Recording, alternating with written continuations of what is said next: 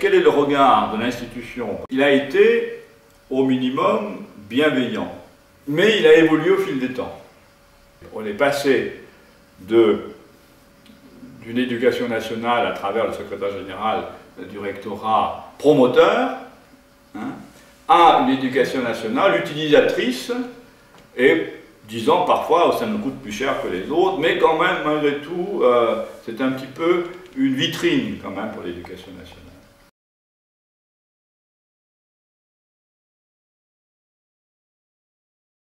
Alors sur le côté pédagogique, je crois que oui, le fait d'être quelque part intégré, quelque part, même les professeurs qui arrivaient, d'abord ils savaient qu'ils venaient d'un établissement expérimental, d'un plein d'exercice, ça savait bien dire ce que ça voulait, et que l'expérimentation était double, elle était liée à l'intégration et elle était liée à des pratiques pédagogiques. Une des grandes recherches dont nous avait chargé, c'était sur les rythmes scolaires. Les rythmes scolaires, c'était intimement lié à l'intégration, c'est-à-dire permettre à un gosse de passer une journée dans un endroit où il aurait à la fois appris, où se serait amusé, où se serait cultivé et où se serait épanoui. Eh bien, ça touche profondément le rythme scolaire. Le rythme scolaire, c'est pas que les vacances, c'est aussi le rythme de la journée, le rythme de la semaine. Est-ce que l'équipement a favorisé,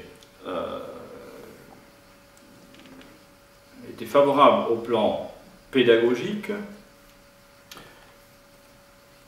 Je ne dirais pas que c'est absolument déterminant. Par contre, il me semble que ça a été favorable au plan éducatif. Justement en raison de cette prise de responsabilité possible par les jeunes, et dans la mesure où ils sont dans un espace large, élargi. Et ça, c'est quand même capital.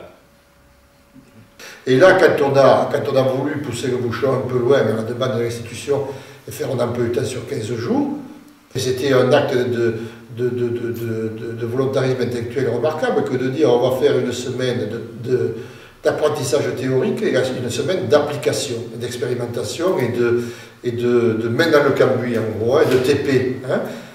Je ne sais pas si ça serait né ailleurs qu'au CEC à cause de l'intégration, parce que les élèves passaient de la maison pour tous au collège et passaient du collège à l'école de danse ou à l'école de musique.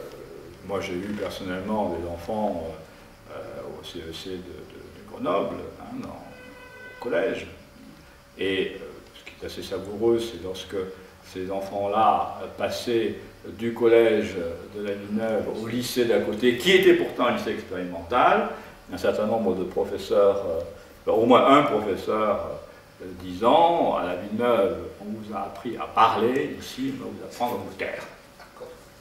Moi, je rêve d'un CEC où les profs auraient dû faire 40 heures à l'époque ou 35 heures maintenant. 35 heures de présence sur le terrain avec des bureaux, tout ça, ça aurait... Alors là, on aurait vu l'apport de l'institution scolaire dans une intégration. C'est-à-dire des gens vivants, pratiquant et travaillant sur le site. Chantal Chaper avait ce statut, puisqu'elle était déchargée de cours. Elle devait 36 heures. Mais Chantal Chaper, on la voyait au CEC toute la journée. Et elle allait à la maison pour tous, elle allait au centre social, elle est partout. Elle était présente partout. Et ça, c'était intéressant.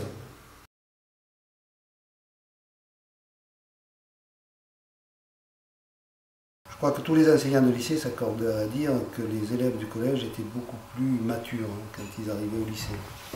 Et ça, je crois que tous les enseignants, notamment du lycée d'Istres, le reconnaissent. Et ils sont aussi des fois plus volontaires dans la prise de responsabilité. Il y avait une étude qui avait prouvé à un moment que les délégués de classe étaient plus facilement des élèves issus du collège des Heures Claires que des élèves venant d'autres établissements. Et beaucoup d'élèves qui après ont réussi dans la vie sont les premiers à dire peut-être que si on a fait ce qu'on a fait, c'est aussi parce qu'on est passé par là. Alors c'est pas une règle, c'est pas vrai pour tous.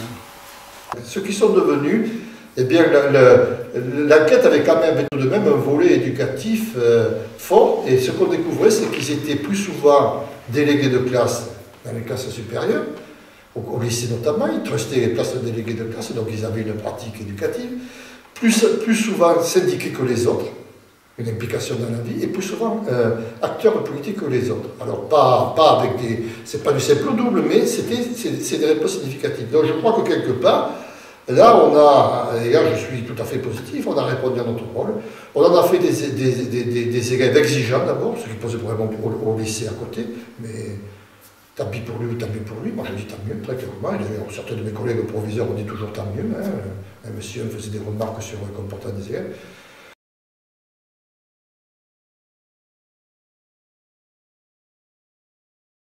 Je crois qu'il est important quand même pour nous de pouvoir mesurer, mieux qu'on ne l'a fait dans le passé, l'impact du projet éducatif spécifique du collège intégré au CEC. D'ailleurs, c'est même une demande de l'institution. Et il m'a été dit d'essayer de mesurer les effets de notre projet éducatif spécifique. Alors, c'est très compliqué de trouver des indicateurs, mais on y a réfléchi. Et on va essayer de travailler d'ailleurs avec les lycées, d'ailleurs lycées professionnels. Ils aboutissent, après 4 ou 5 années de présence au collège de Savary, au lycée Rimbaud et au lycée Latécoère. C'est de grandes destinations principales. Donc là, il faut essayer de mesurer si nos élèves ont un comportement un peu différent des collégiens des trois autres collèges de la ville. Alors on essaie de réfléchir à la présence des collégiens de Savary dans des instances particulières des lycées. Je pense par exemple, sont-ils davantage délégués de classe qu'ailleurs? Sont-ils au comité de vie lycéenne?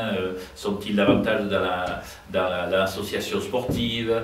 Alors si des indicateurs nous révèlent qu'en effet, on a donné le goût de la responsabilité et encore une fois le goût de l'intérêt général à nos élèves, nous pourrons considérer que notre projet n'aura pas été complètement vain.